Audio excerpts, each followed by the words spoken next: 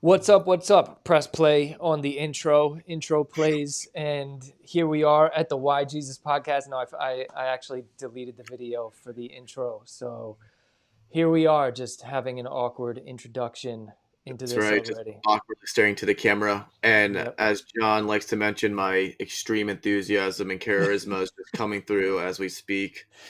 I'm super excited to be here. I don't know about you, John, but I'm always excited to have you here, especially when there's male strippers going on at men's conferences, and we know that you're always working on your six pack and stuff like that's that. right. So, I just got back from the gym, almost came on shirtless just to prove a point, but yep.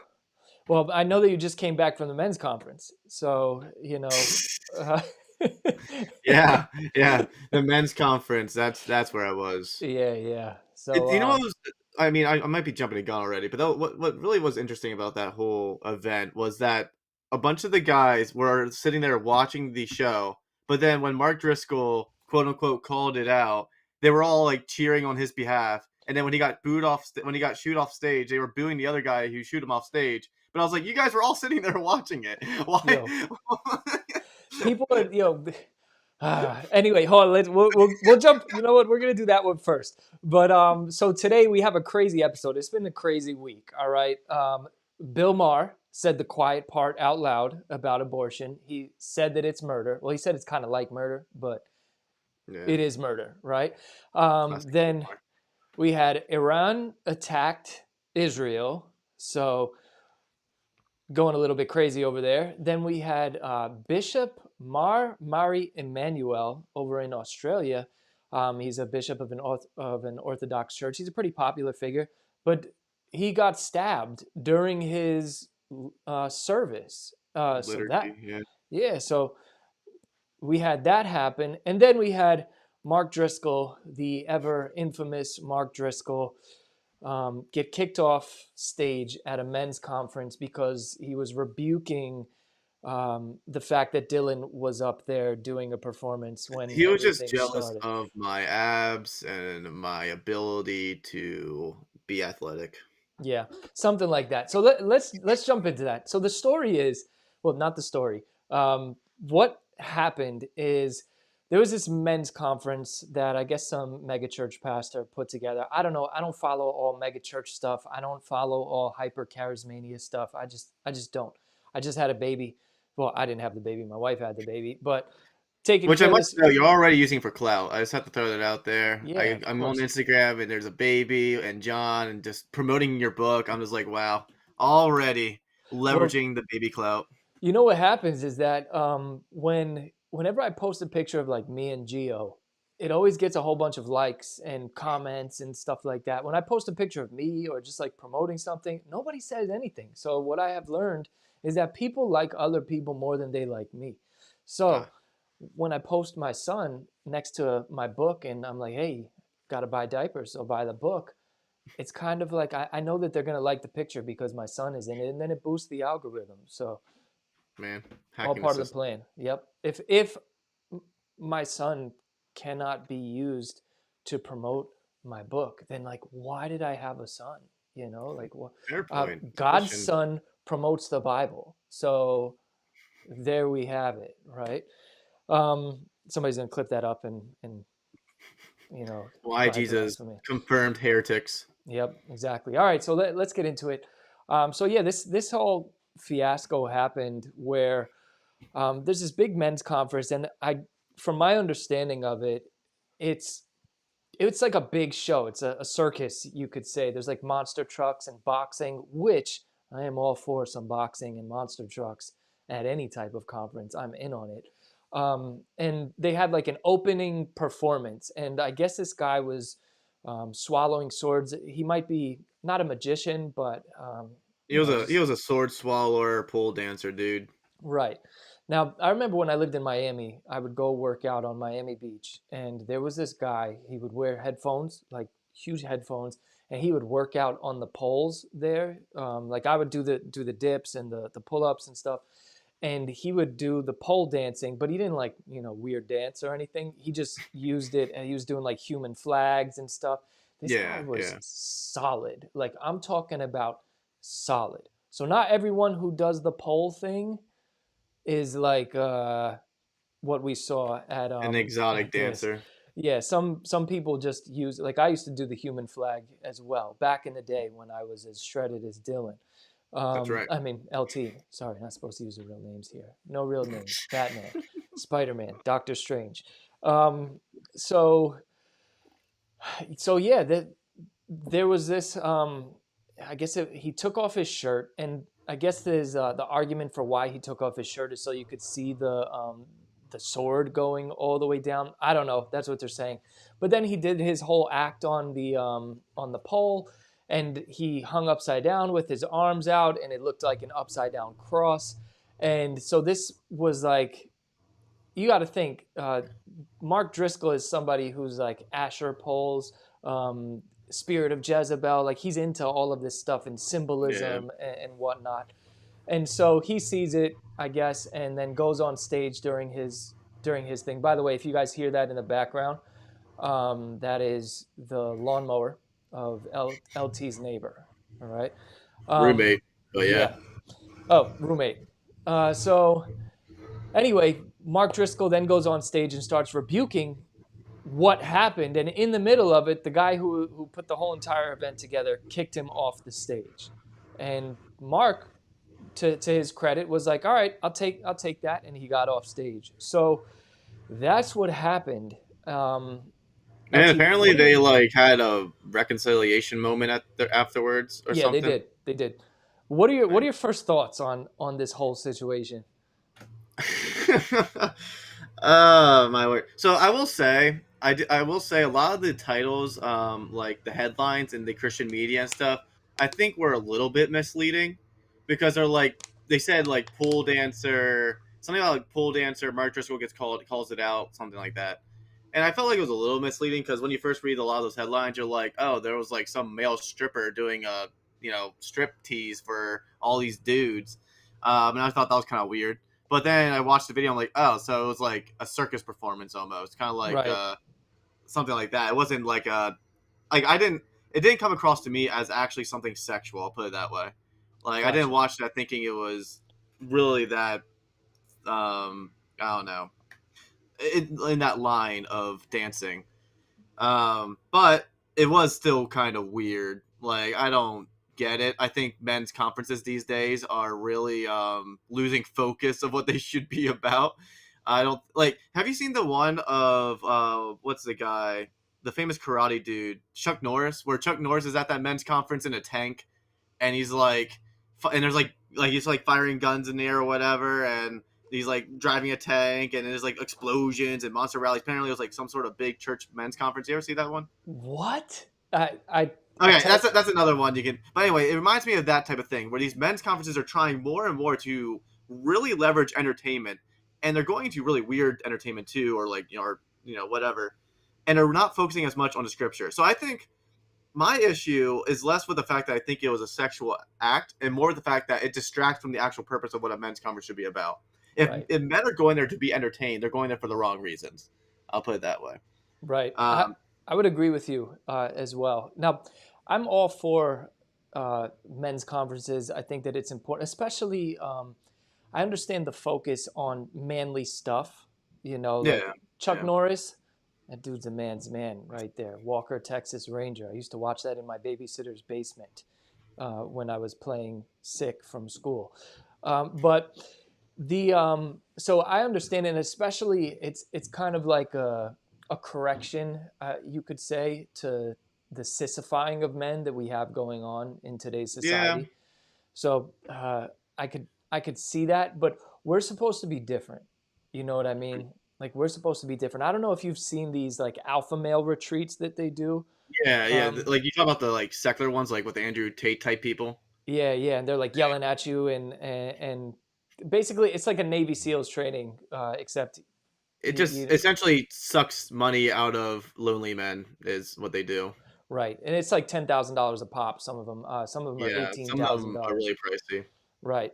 So there is, there's a space that's trying to be filled. Right. There's definitely this need for masculinity, and Mhm. especially biblical masculinity. I'm all Yeah, for that.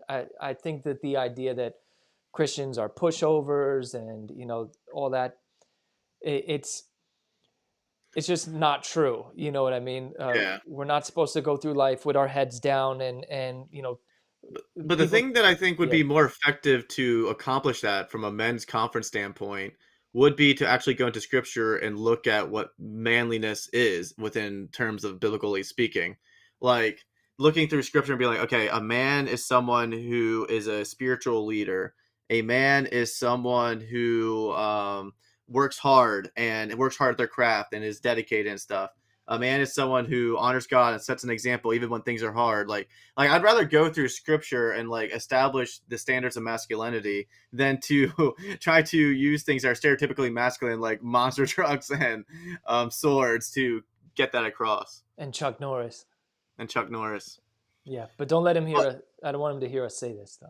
no, I think we kind of established our thoughts on the performance in the retreat itself. It could definitely have been better. I'll put it that way. Right. Well, now jumping into Mark's response, which is what made it go viral. What are your thoughts on that? So I'm gonna try to put how I feel about Mark Driscoll like to the side, and just look at what he did. Now a lot of people try to pull the Mark 18 thing, where so I forget the guy's name who ran the whole entire thing, but when he went on stage after he kicked Mark Was off, it Mark 18 or Matthew 18? Matthew 18. Yep. Sorry, I'm doing the Gospel of Mark right now, so it's like boom in my head. Going verse by verse through it. By the way, that's a plug. Every Monday, 8 o'clock, Bible study, going through the Gospel of Mark. So thank you for that. But so people are like throwing that around, talk to your brother in private. But that's about like the local church, that Mm-hmm. context. That's not really about what's going on. So I can, there's layers to it, right? One, I can see Mark, that's probably why I said Mark too, because we're talking about Mark Driscoll. But but I could see Mark, just going on stage and saying, you know what, I'm going to call this out because this is bad. I think that is bad. I don't know about the Yeah. whole Jezebel spirit and like that's an Asher pole and Mm-hmm. all of that. That's a little too far for me, buddy. You're going too far with it. But Well, so yeah. do we know if Mark was aware of the schedule of events? So that's my thing. So that's the other layer to it, right? Where the guy was like, "Look, he spoke to me for a half hour prior to him coming on stage and saying this. So in that half hour, he could have spoke to me about this because I guess this was after the performance. Then he spoke with the guy for whatever, talking about whatever. So the person running it, I guess, was like, "Hey, he could have told me about this instead of going on stage. If he felt a certain type of way, we could have spoke about it from stage together. But instead, he just jumped out the window. So I don't think that there was knowledge of this before.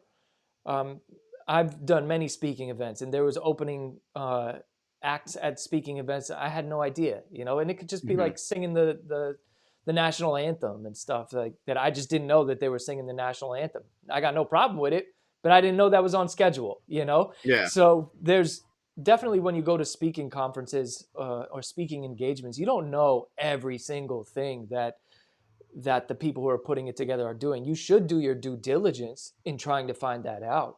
But Mm-hmm. he probably respected the person putting it together and was like, yeah, why do I need to know the opening act? I trust this guy. It's going to be fine. So Mm-hmm. I think that him calling it out, I'm cool with. But I think he did this, and this is me speculating, just looking at Mark's track record. I think that he did this purposely to say, he held it into himself and was like, I'm gonna say this on stage so that way it can be recorded and people can talk about it. Because he's a marketing genius, Mark. Yeah. He knows how to get his name in people's mouths. So I think that underneath it all is you have that too, um, playing into it, which I'm just not cool with because it's self promotion and not God promotion. Mm-hmm.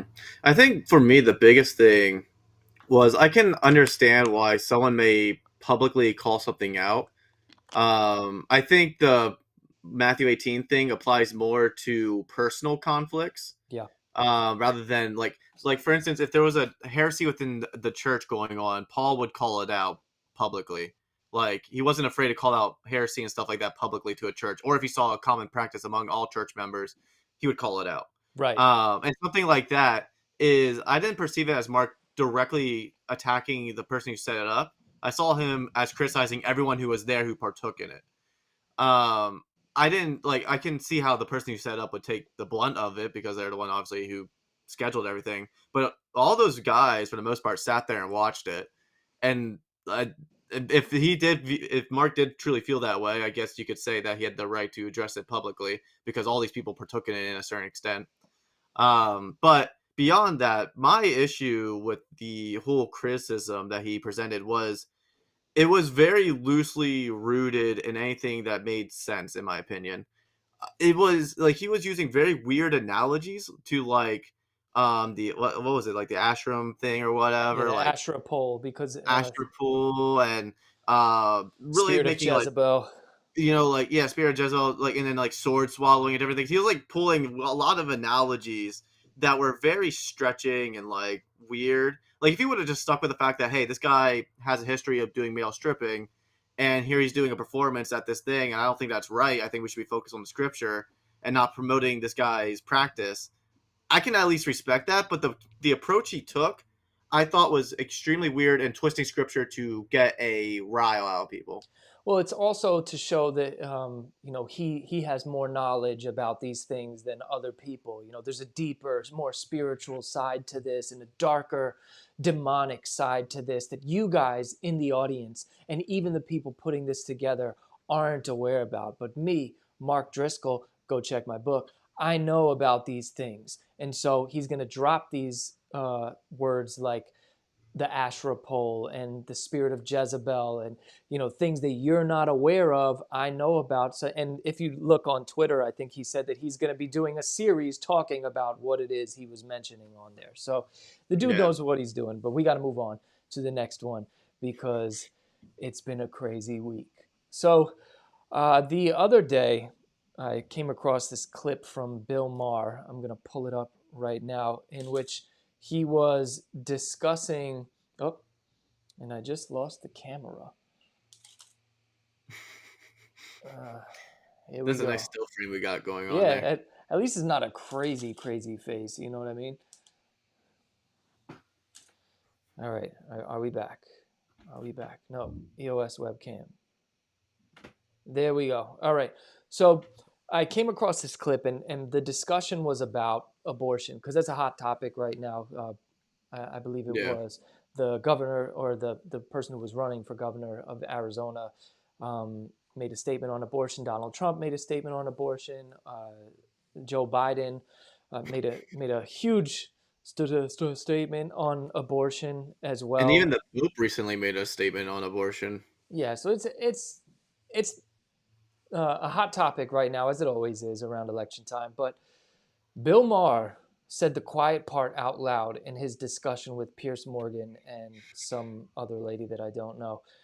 So I'm going to pull this clip up and then we'll discuss it.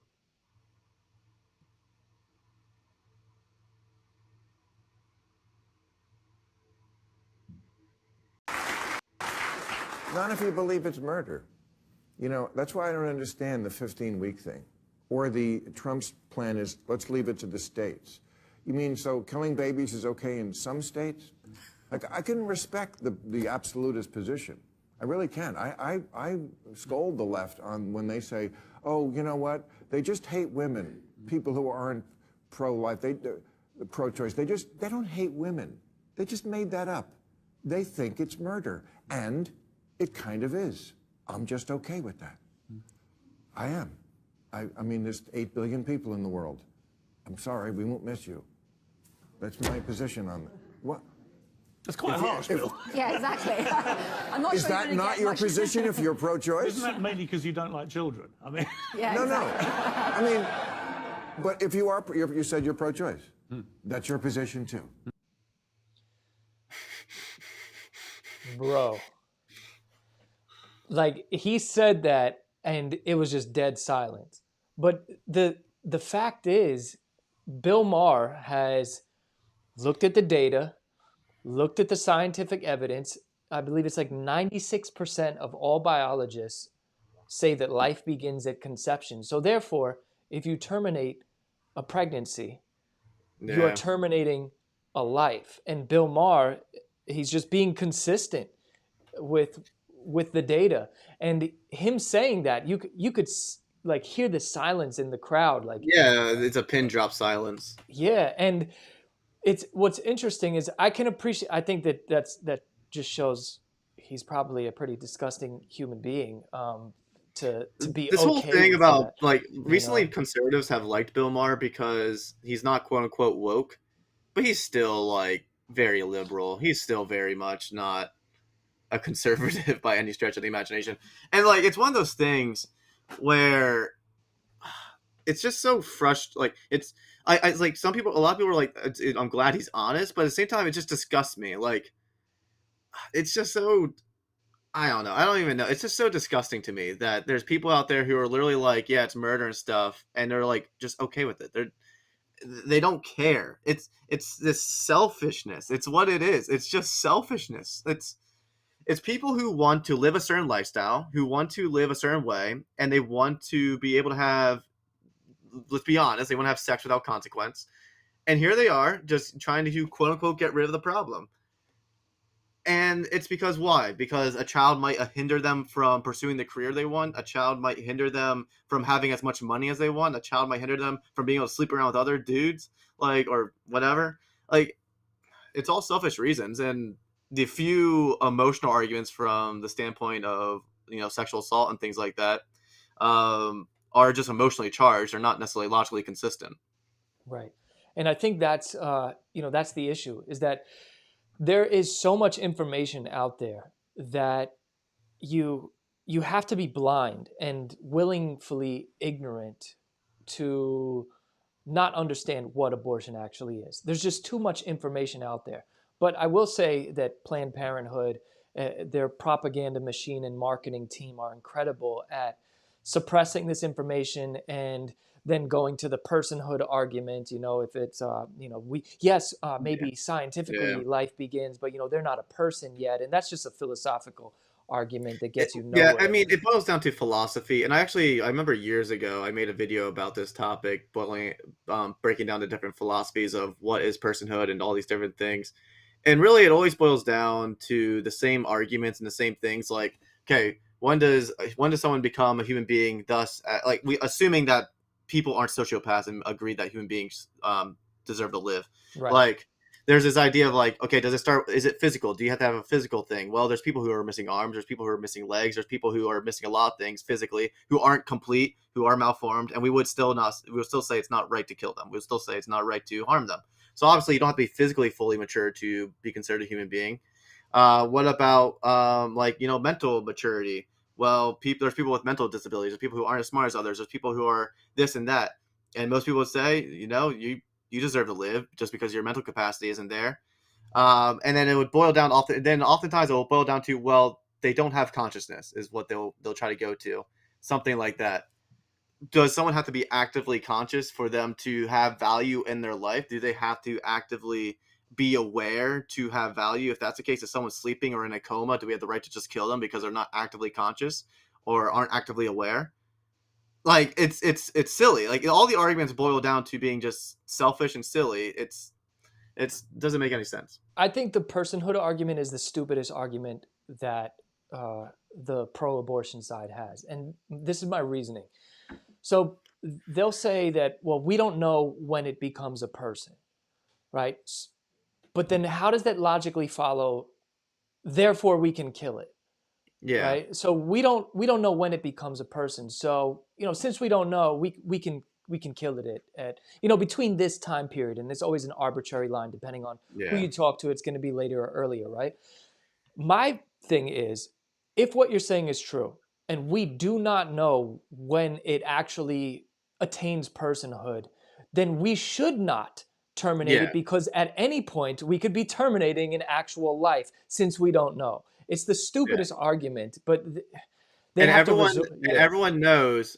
So, and it's also it falls apart practically as well. I know right now we're just kind of ranting now, No, but this is but good. This is a good discussion. it also falls apart practically for me. Like whenever I think about it from a practical standpoint, okay, okay, all right, abortion is quote unquote okay. They're just clump of cells when they're just fetuses, and they don't have personhood, so therefore they're expendable. All right, let's just assume that. All right, everyone has abortions. For the rest of humanity, they keep killing them off. Oh wait, human beings cease to exist. Wow. Wow, how could we see that coming? Oh wait, it's because they're still humans. Like, at the end of the day, they are human beings, and they are humans from conception, and without them, if we would kill them off like they're not humans, we kill ourselves. Like, it doesn't make sense from a practical standpoint either. Right. I look at sin in that way sometimes, when people try to argue about, well, why is this a sin and why is that a sin? We can go to the Bible, we can go to God's word, but also there's practicalities to it, right? So if everybody in the world just committed this one sin, how would it look 20 years from now? Like Mhm. if everybody just did that, how would it look a few generations from now? Would there even be Yeah. generations from now if we only did this one sin, right? And I think that you're right on point there when and it it comes and to it's abortion. and it's one of those things with I think that works for a lot of sins actually. Like, the interesting thing about sins is that from a practical standpoint, the reason why in Romans it says like everyone is like judged basically, even if they don't necessarily know of Jesus or know of God, is because actually a lot of these moral questions are pretty practical common sense things. Like, for instance, if whatever this behavior is doesn't lead to life, it's probably wrong, most Right. likely. So like abortion or gay homosexual relationships and things like that. Things from like, if you think about them practically, if everyone would do them or if people would engage in them, they wouldn't produce life and they wouldn't be fruitful for life. Broken households, broken marriages, things like that. They don't produce life. They ruin relationships. They ruin children's futures. So like, whenever you think about these things practically, oftentimes it's like, oh yeah, well yeah, it's not conducive for life. It's not conducive for a healthy society. So therefore, it's probably wrong. And that's even if you strip it down to just strictly secular reasoning, right? Like if you just Mhm. strip it down and there is no God, there is no anything out there. But if because secular philosophers, they argue that the purpose of life is to continue human life, for the flourishing of human life. So if you Yeah, look at many of the sins, like critical some that, humanness. yeah, that some that you just discussed, if people just did that, there would be no flourishing of human life in the long run. So Yeah.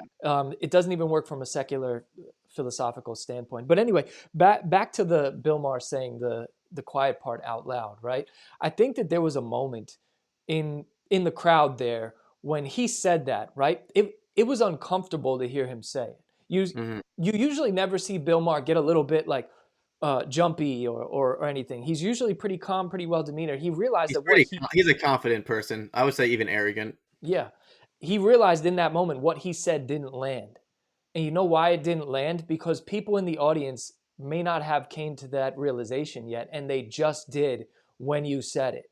So there's going to be people who were in that audience and who watched it online, millions of viewers watching it online, who he may have just done the pro-life movement a service, because now you have people sitting there, wait, Bill Maher, this guy that I really look up to, that I agree with his politics, I agree with his philosophy on life, he says that this is murder, and he's apparently saying it in a way where there's no way Yeah. around it. Yeah. Nope. And it's one of those things where that type of thinking leads you down really bad roads. Like, whenever you've studied, I don't know if you ever studied the philosophers who are like these eugenic types who like really support eugenics and things, Yeah, where it's like, if someone Margaret has, Sanger was she was big into eugenics. yeah, I know people who will like test to see if their fetus or their child to be or whatever child is going to have Down syndrome or something like Yeah. that, and then based on that result, they might get an abortion. Like, there's this twisted mindset that starts to create where it's like, okay, if someone has this condition, they're expendable, and if someone doesn't match our status quo that we want, they're expendable. They're no longer valuable. And you start to go down this really weird, twisted route that a lot of tyrannical governments and stuff have taken in the past. I'm looking this up right now. There's a country that has an extremely low Down syndrome birth rate, right? And the reason why they have an extremely low Down syndrome birth rate is because the majority of people abort.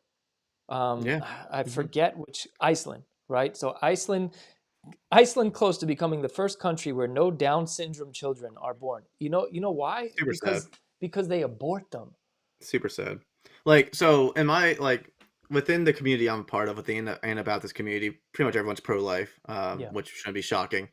And we have a lot of people within this community who have either Down syndrome or something equivalent, where it's like some sort of mental handicap or physical handicap or whatever.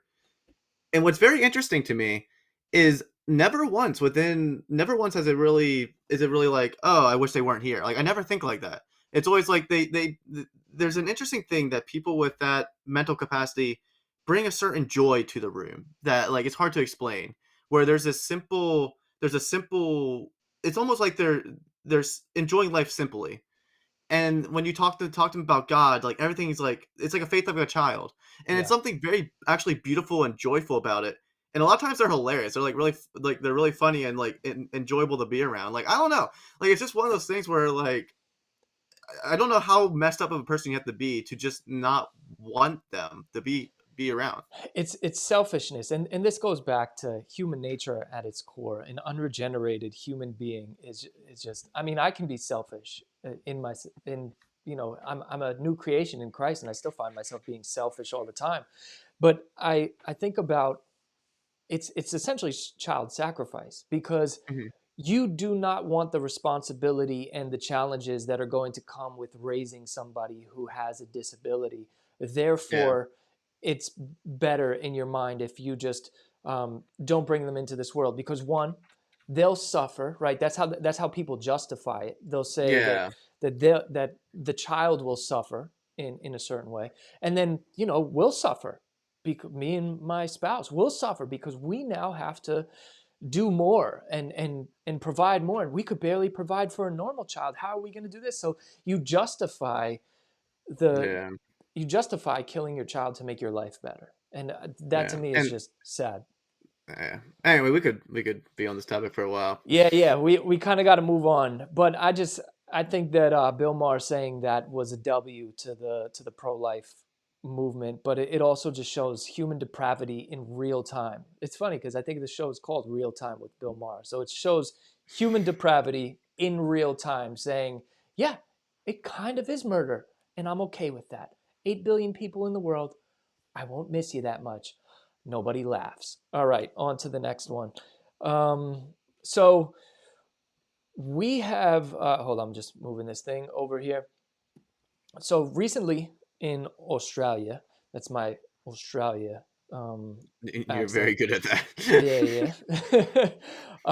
The Bishop Mar Mari Emmanuel, he's a bishop in the Orthodox Church. He's been Hmm. on the Valuetainment podcast. He's a popular voice, I would say, nowadays. Even I my was gonna say brother, I actually used to see him pop up in like shorts and stuff, like short yeah, feed and things. even my brother knew who he was, and my brother's pretty liberal. He was like, oh yeah, that's the guy who thinks the UN is created by Satan, and I'm like, maybe he does think that. I I don't have no know, but idea. I don't know his theology. yeah, but glad you know who he is. So anyway, he got stabbed Yeah. while he was preaching on live stream as And well. did you actually see the video of it? Yeah, I saw it. Yeah, I don't think we wanna share that here, Nah, but we're not going to show the video. You guys can look it up and find it. But but yeah, it was like it was crazy because he's just like walking up and then while he's talking and then the guys just start shivving him, like just start stabbing him. It's crazy. right, And you see like the audience like react in like a lot of time like they kind of like pause and they're like oh and they're like all start getting up and rushing him. yeah, you just don't expect something like that to happen in the middle of this. Isn't like Bishop Lamar Whitehead when he allegedly set up his own robbery and getting himself Yeah, robbed. This is different. This was an actual attack on yeah, somebody who, and multiple people were wounded. right, this person was out uh, to kill the bishop, right? This was Yeah, not just like, oh yeah, give me your money. No, this was I believe it was a religiously motivated attack. it So would appear it could be. Yeah.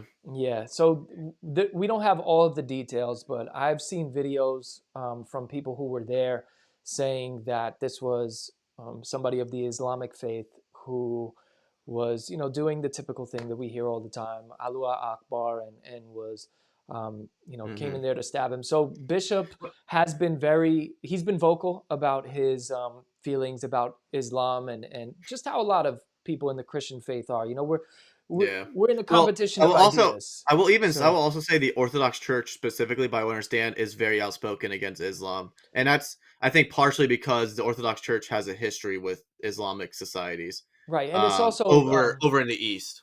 yeah. I was about to say it's also proximity too. Yeah, Eastern because Orthodox is more in the vicinity of all of that stuff that's going on. I know there's a lot of Orthodox churches in the East, in Asia and stuff, in these near these around Muslim countries, near Muslim countries, and things like that, Muslim populace, and so they don't have they have pretty bad blood with Muslim communities.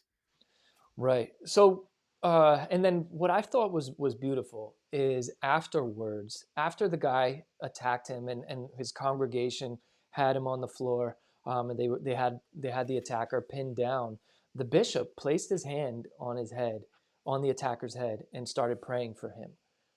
Hmm. And to me, it's the epitome of what a Christian walk is supposed to look like.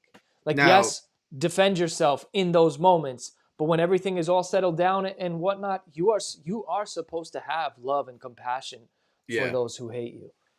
yeah, yeah, it's definitely one of those things where protect the innocent and stuff, and then once the threat is gone, then show mercy, um, and let the government carry out the justice side of Right. it. But what's interesting to me was that the protests that followed from the Orthodox community. I don't know if you saw that, where there were Nah, tons of people. fill me in on it. So, I mean, you could look it up too, but there was a bunch of the Orthodox community basically came together outside the church, and I think also outside the vehicle that he was being the culprit was being transported out of, and they were starting to protest. And I think one of the things they were yelling was "Bring him out to us." Was one, I think, one of the things they were yelling or something. Like there was tons of Orthodox Christians gathering and protesting because of the stabbing. Because I think this has been, there was a couple recent events that happened before this, and now the community's kind of really riled up, in Australia specifically, and so there was giant protests going on, against this behavior and things. That's tough. It also, you have to be kind of diligent in a way, right? So if you're going to be somebody who is a popular public figure like Bishop Mar Mari Emmanuel, the bishop, I'm just going to call him the bishop. If you're going to be as outspoken as you are, he was on the Valuetainment podcast speaking about a lot of different things. It's not just, he Yeah. doesn't just speak about Islam. But what's your opinion on this? I think that having church security is important. And I think that if you're in the middle of church and you're the church security and you see somebody quickly walking up the aisle, I think there should have been a security guard to move in on I that. think we're living in a time, as long as the country allows for it. I think we're living in a time where church security is important. Um, Even especially if you're like a public figure, pastor type person. I'm not saying like your mega church. I'm just saying like someone like in his case where he's just online and he has a level of following. Like I feel like security is becoming increasingly more important. That doesn't mean you necessarily have someone who's packing heat, but just someone who's able to react, if something seems fishy, and to go through some sort of protocol to protect people. Right. I I definitely think so. There was at our church in Puerto Rico, we have a little bit of security, nothing too crazy, but we have protocol for if something happens, Hmm. especially during youth nights. We have a protocol of how to escape, who stays behind, what door to go to, what locks to do. Like we have a whole system Yeah. for safety. Another thing too that I think about is mega churches be having security. So it's like you're a mega church. You're not even offending anybody, and you got security. But even look at what happened with Joel Osteen's church. There was a shooting Yeah. inside. Yeah. You know, And it's one of those things where I wish we didn't have to live in a society like that, right? but it's the reality of the situation. And whether it be a gun, whether it be a knife, whether it be whatever, like people are using all types of weapons to attack people of faith, in churches and things. So Yeah. I, It's the world we live in right now. there's a popular YouTuber. I won't say who it is, just because I don't know if he's told this story, and I don't want to let it out there. But I know a popular YouTuber who has spoken against Islam. He had to move. Like he literally had to move his house. Not he didn't move his house. Move Hmm. from his house to a completely different home because of um, threats from Hmm. people, from Muslims. Yeah. And he, just imagine that of, you're just doing apologetics, and you're just arguing for the Christian faith, and now you got to move your family. I do find that I do. Yeah, it is definitely a frustrating thing. No matter if someone's criticizing your faith or whatever, and whether or not they're even if they're lying about your faith, like even if they're lying about who you are, never gives you the right to do something like that. And as Christians, it's very easy for us when we see these type of things to want to react with like hate or react with bigotry or react with these type of human reactions. But as you said earlier, we have to show mercy. We have to be different. And when Christ was being beaten, when Christ was being lied about, when Christ was being all these things, we don't see him responding with hate. We see him showing mercy, speaking truth, never stop speaking truth, never compromises the truth. So I'm not saying be like these liberal pastors who try to compromise the truth. Being very bold and outspoken, but still not responding with hate and violence. Right. And I think that we can learn a lesson from how the bishop reacted to this, and I'm sure he'll probably give a public statement eventually. I've listened to him tell stories about going to the Gaza Strip and getting out of the bus that he was in to go speak to a little girl, and while he was out there, a whole bunch of people from the community came, and he was able to pray for them and gave them some money. He collected money from everyone on the bus, and it was like this beautiful experience. And he was speaking about his compassion for the people Yeah, who are in Gaza, who they feel forgotten. Many of them, and this was before everything that was going yeah, on, which is what's going on now. And I guess that kind of brings us to our next and final topic, which we're not going to spend too much time on. But there was, Iran just attacked Israel, yep. and it's been a tough, a little over half a year that this has been going on. There's been a lot of bloodshed, a lot of innocent people on both sides. I mean, unless you're a Calvinist, then nobody's innocent. But it's just been innocent bloodshed on both sides, and Yeah. this is a government versus another government, and whenever there's a war, And there's people and caught in the middle. the most frustrating thing about wars is I think as a citizen, you feel so out of like you feel like everything's out of your control. Like you feel so powerless, but you're the one as a citizen who suffers. Right, Like it's your children going to war. It's your money that goes in taxes being spent to blow up other people. And it's people who are have more money and power than you do who are making the decisions. And whether or not you like it, they're going to get you into a conflict. right, And so it can get really frustrating and get really frustrating, really scary, and you just start feeling like everything's out of your control and it's hopeless or whatever. So like I just can only imagine what it's like to live in some of those countries over there where you just feel like all this turmoil. And I'm not even talking to who's right, who's wrong in these situations. Just from a citizen's perspective, it can feel frustrating no matter who you are. right. From a citizen's perspective, definitely. And then you have people who, they're ethnically connected to, both parties involved. And this happens all over the place. One of our friends, Arthur, is Armenian, Hmm. and there's always conflicts going on over there that don't even get news attention. And Yeah. that can be really painful. It's a pain that I can't It's it's something understand. it's something within the states that I don't think will ever, at least like, I shouldn't say never, but Let's hope at this current never. moment, we can't comprehend, because for the most part, one, we don't have. Let's just put it this way: most countries are going to try to invade our shores anytime soon. Right. Um, so it's just one of those things where we have never really lived in the fear of someone's going to drop a bomb on us or someone's going to come with a mass raid and we're going to lose. Like we have never really lived in that fear. In the countries that are the two countries that are beside us, for the most part, we have decent relationships with. I'm not going to say they're great, but they're not bad either. So it's just something we can't fully understand. Yeah, definitely.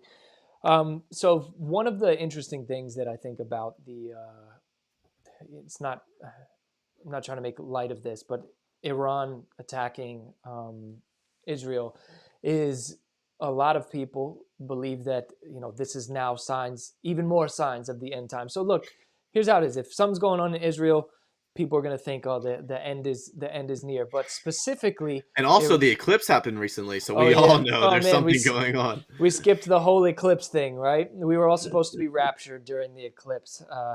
Very We missed upset it. that I wasn't. Very upset that I wasn't. But at least now I get to spend more time with my son. So he was actually born the day before the eclipse. So if I would have been raptured, I would have been pretty upset because I would have got less than 24 hours with him. But hopefully he would have came with us. But anyway, so the reason why there's kind of even more talk about this is because Iran, historically, parts of Iran is also Persia. And you have in Ezekiel talks about Persia invading, going to war with Israel. So because of that, people are like, oh man, the end is coming soon. I just want to say this. I just want to say, I think it is interesting to look at how everything that's going on in the world plays out if, depending on which hermeneutic you read the Bible with. But, how you can look in the Bible and see, wow, this looks like it might be going on. But I just want to warn against hyper focusing on that type of stuff. Let's keep the main thing, which is the gospel, right? And I got nothing against these prophetic ministries. I do have something against the prophetic ministries where all they do is prophesy. That's not what I'm talking about. I'm talking about the ones who, they look at the Bible and they look at what the prophecies in the Bible, and then they look at what's going on in the world and they're like, I think something might be going on. I'm totally cool with that. If that's your thing, totally cool with it. I learn from people who are into that. I definitely do, because I'm somebody who finds all sides interesting, even if I don't agree with everything. But just let's stay focused on the gospel and focus. If the end is coming soon, then we should be making sure our cameras work. And then we should also just be sharing the gospel with as many people as we can. It looks like the rapture happened over there. I Yeah, missed it again. I just got raptured, so there I go. Now, you know what happens? This camera has like this timer where it's like 30 minutes, it just shuts off. And I don't know how to change it. I have I think it's absolutely trying to tell you something. It's telling you you're talking too long. You need to. Yeah, that's probably it. You notice how it never shuts off when you're talking? It only shuts off when I'm talking. Exactly. It's because no one wants to stop hearing my voice. It's so sweet and, methodic. Yeah, I mean, who wouldn't want to hear the voice of the person who caused the whole entire Mark Driscoll drama? That's right. Yep. So with that being said, we have come to the end of our road. It's been a crazy week. Let's hope that next week isn't as crazy. We will be back, same bat time, same bat channel. The Why Jesus podcast. If you're listening to us on Spotify or Apple Podcasts, definitely send this out, share it with people. If you're listening to this online, make sure that you comment, like, share, subscribe. Send this out to... We need to do one of those things where it's like smash the subscribe button, smash. If we get this many likes on this video, I'm gonna pie John in the face. Oh man, Jeremy Collins just got here. Now we have to continue. All right, well, for Jeremy, we're gonna recap everything. Let's go for another hour. All right, so Jeremy, what you missed is, all right, we will see you guys next week. God bless.